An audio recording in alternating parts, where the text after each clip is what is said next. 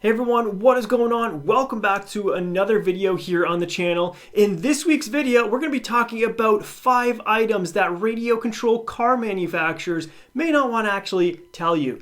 Now, for those of you that may be new or somewhat new to the hobby, this might help out going through these 5 items. For those that are experienced, a lot of these will make sense. And if there is anything that you want to add to this video, leave that in the comment section down below. So let's get started and talk about our first item here on the list. The first item is parts availability. When you get your radio control car, you're operating it, not always does everything go well when you're driving it around. You might find yourself when you go and smash into something and something on that radio control car breaks. This is where it's time to go and get replacement parts once you've actually identified what needs to be replaced. Now, the issue that I've come across multiple times with this is you go to your local hobby shop and they may not actually have the exact part that you need to get that car back on the road so you can start driving it again. Parts availability can really suck. Now, we do have the internet. If you do find yourself in a pinch, you can go online,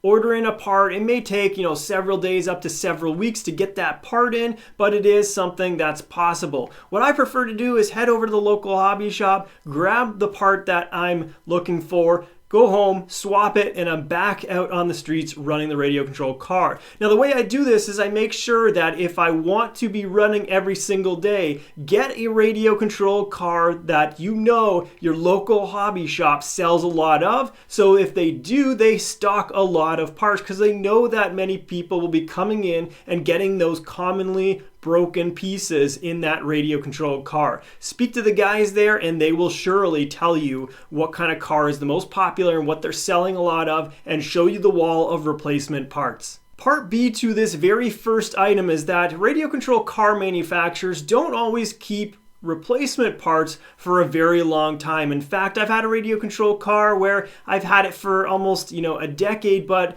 about 6 to 8 years in, it became difficult and challenging to bring new components in for those that I have broke. My recommendation here is if you know that you're going to need a certain replacement part because there is a frequent part that does break on your radio control car, go on the internet, source it out, bring those in early because I've had some of them take up to 3 months to come in.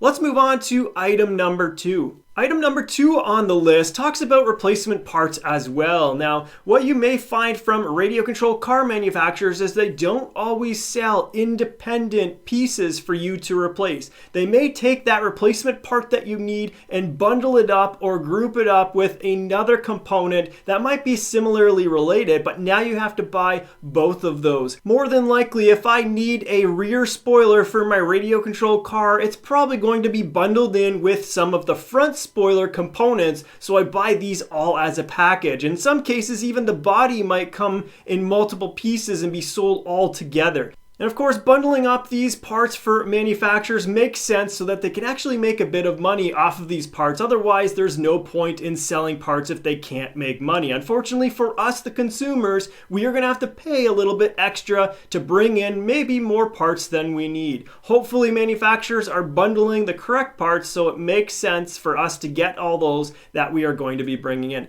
Let's move on to item number 3, which talks about complexity. This is essentially why this channel here exists. Not only do radio control cars are they complicated with their systems in terms of the mechanical workings to get those cars to move down the road, but they also become complex in the electrical side as well.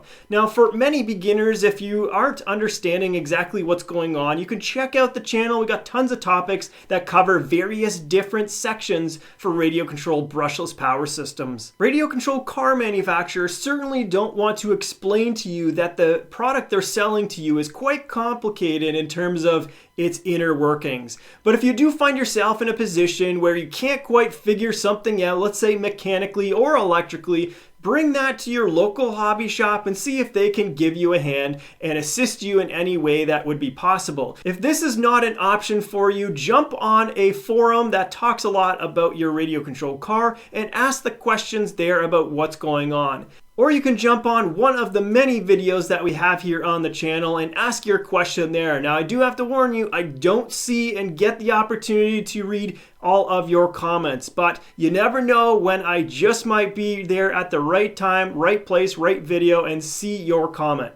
Let's talk about item number 4 on our list. Item number 4 on the list is the limited amount of customization options that we have for our radio control car. Many radio control cars on the market, you really only have the one body type to be able to use with that specific car from the radio control car manufacturer. And they don't tell you that the bodies do, or certainly they're not going to tell you if they don't exist. What you're going to really have to rely on here is aftermarket support to make these types of parts to allow the customization for your particular radio control car. If you're one that likes and prefers customization, make sure you're checking out what out there is available for your specific radio control car before diving in and making that purchase.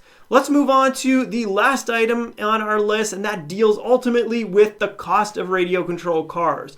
Radio control cars are definitely not a cheap hobby. It is not inexpensive to own and operate these. The cost to get into the hobby is quite a step, and radio control car manufacturers are not always upfront about telling you what these costs are. They may sell you a near ready-to-run vehicle, but you're missing your batteries and your charger and possibly some other small components that you need to run and operate the radio control vehicle. Battery packs and a charger for those batteries are not going to come in cheap, especially if you get something that is of a decent quality. If you're new to the hobby, you do have a couple options here that you do want to consider, and that is, of course, getting something that is decent and can future-proof you a little bit into the future so that you don't need to go in a couple years and buy a new charger because you just got your second radio control car and it operates on a bigger battery with a higher voltage and now you can't charge it. Or you can use the other option of purchasing a more inexpensive charger and knowing that you're good for now, which is all that matters for you at the time. A radio control car manufacturer is not going to expose all of these costs right in front of you when you're looking at the price of the radio control car. You're going to have to dig a little bit deeper on their websites or dig a little bit deeper online to find out the cost of what it's going to be for a battery and a charger. But who will help you are the dealers that are selling you those radio control cars. They want to make a sale on the car and they want to make a sale on all the components that you need. They're going to tell you these are the batteries that you don't have that you should buy. This is the charger that you should get. And they're also going to give you the options if you're looking for a more moderate, intermediate type charger, or if you're looking for more of a beginner style charger. Talk to those guys and keep in mind they are trying to make a sale, but they are also there to help you as well. Let's move on. I'm going to give you an item number 6, a bonus item here on our list today. Item number 6 deals with ready-to-run radio control vehicles, and more specifically the radio that comes with these ready-to-run radio control vehicles.